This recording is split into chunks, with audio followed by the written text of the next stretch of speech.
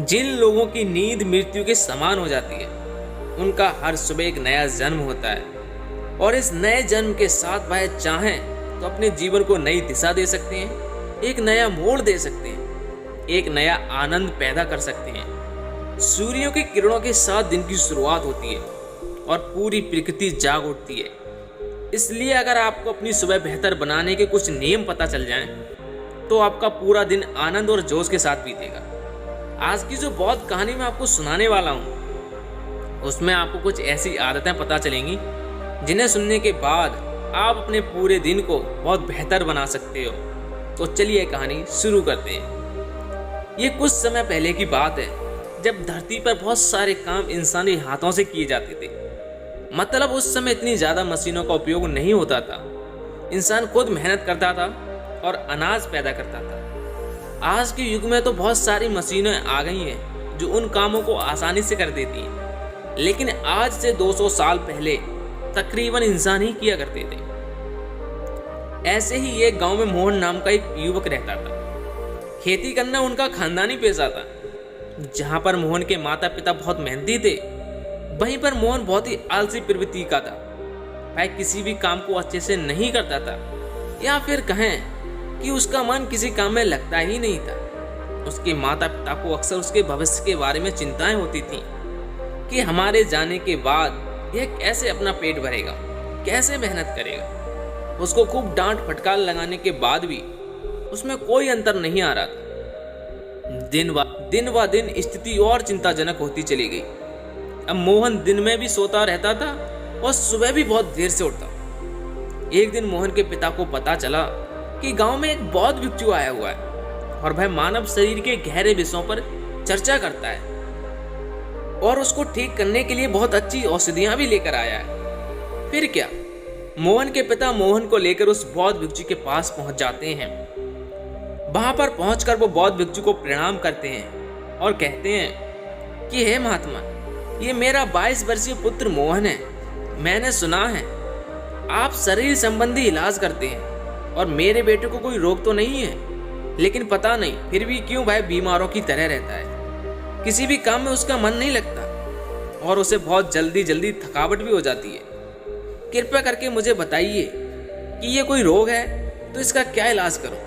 यह सुनकर वो बौद्ध भिक्षु उस युवक की नाड़ी की जांच करते हैं और उसके बाद उसके पिता से कहते हैं कि इस बच्चे को तो कोई भी रोग नहीं है, इसे केवल इसके आलस्य ने जकड़ा हुआ है। इसके बाद वह मोहन से पूछते हैं कि तुम सुबह कितने बजे उठते हो। ये सुनकर मोहन के पिता बीच में ही बोल उठते हैं कि महाशय, ये सूरज उगने के बाद तक सोता रहता है।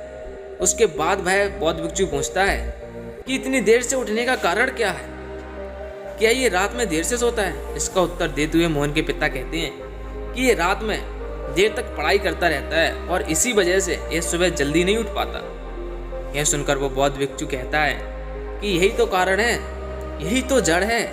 मैं इसके लिए तुम्हें औषधियां नहीं दे सकता, लेकिन जो मैं तुम्हें कहता हूँ वो तुम 21 दिन तक अनुसरण करो तो मोहन तुम्हारा जीवन जोश और उत्साह से भर जाएगा। तो तुम्हारा जीवन फिर से जोश और उत्साह से भर जाएगा, तो तुम्हारा फिर हर काम में मन लगने लगेगा और तुम किसी भी काम को बहुत अच्छे से कर पाओगे। इसके लिए तुम्हें सुबह की 5 आदतें अपनानी होंगी। आदतें अपनाना बहुत ही आसान होता है। शुरुआत में 1-2 दिन तकलीफ हो सकती है, लेकिन उसके बाद तुम्हें उसी में मजा आने लगता है। सिर्फ शुरुआत के कुछ दिन कष्ट में सह लो, उसके बाद तुम्हारा जीवन ही बदल जाएगा। सुबह की उन 5 आदतों की व्याख्या करते हुए उस बौद्ध भिक्षु ने कहा कि सबसे पहले अपने आप के प्रति धन्यवाद व्यक्त करो। उस परम पिता परमेश्वर को धन्यवाद दो, क्योंकि उन्होंने इस प्रकृति के द्वारा इस अनमोल शरीर का तोहफा दिया है तुम्हें। हर इंसान को स्वस्थ शरीर तोहफे में नहीं मिलता। अगर तुम बाहर की दुनिया में देखो तो तुम्हें दुनिया में कितने कुरूप और विकलांग नजर आएंगे। इसलिए हमारी सांसें अनमोल तोहफा होती हैं। पता नहीं कौन सी सांस कब अधूरी छूट जाए। इसलिए इन सांसों में धन्यवाद भाव प्रकट करें। इसके बाद खुले आकाश के नीचे आकर आसमान को, इन हवाओं को, इन सभी का धन्यवाद प्रकट करो। पंच तत्वों को छुओ और इनके प्रति भी अपना आभार व्यक्त करो। इससे तुम्हारा जुड़ाव इस प्रकृति के प्रति जुड़ेगा जिससे तुम आनंद में भर जाओगे। इसके बाद अपने कमरे में झाड़ू जरूर लगाओ।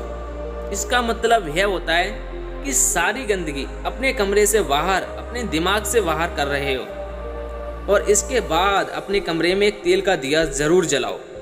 इससे कमरे का वातावरण प्रकाशित होता है। और इस दौरान आप अपने शरीर को छुओ, अपने बाल, अपनी आंखें, अपना मुंह जिससे हम मीठी वाणी बोल, अपने कान जिनसे हम शुभ वचन सुन सकें। इन सारे अपने अंगों को छूकर अपने अंदर प्रेम का भाव प्रकट करें। उसके बाद वहीं पर बैठ करके अपनी आंखें बंद करके कोई भी ध्यान जो आप लगाते हैं, ध्यान को पूरा करें।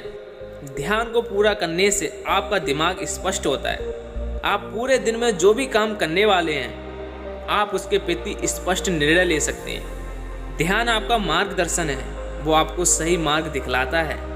इसलिए ध्यान करना बहुत आवश्यक होता है। और इसके बाद हमारा पूरा दिन आनंद और तनाव मुक्त रहेगा। जब आप ये सारे काम पूरे कर लें तो आप एकांत में बैठकर एक कागज और कलम लेकर पूरे दिन की सूची तैयार करें कि आप आज के दिन में क्या क्या करने वाले हैं। और आप आज दिन में जो भी काम करने वाले हैं, उस एक काम में एक ज़रूरतमंद आदमी की बिना लालच के मदद करने की संभावना ज़रूर बनाना। अगर आप दिन में कोई ऐसा एक काम भी कर लेते हैं जो आपके लाभ और हानि से परे होता है, तो आपको एक अद्भुत आनंद प्राप्त होता है।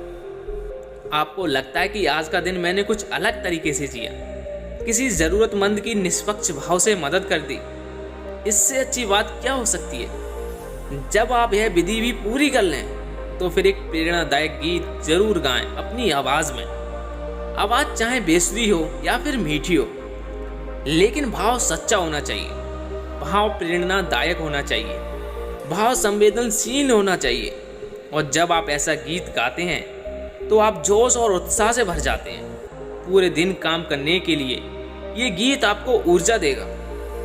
और ये सब करने के बाद आखिर में स्नान करके अपने ललाट के बीच एक चंदन का तिलक अवश्य करें। इससे आपका आज्ञा चक्र शीतल रहेगा। शीतलता आपके पूरे मस्तिष्क में फैल जाएगी और आप बहुत ही शीतल और आनंद का अनुभव कर पाएंगे। इतनी छोटी छोटी सी कला होती है जीवन जीने की।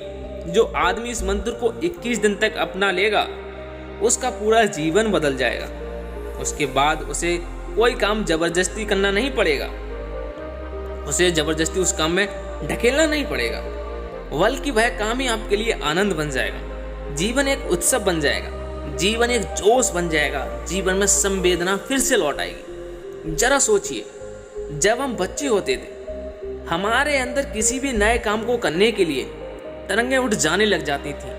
हम किसी भी काम में जोश और उत्साह से भर जाते थे। आखिर आज वो सब क्यों नहीं होता है? क्योंकि इंसान ने अपने आप को जटिल बना लिया है।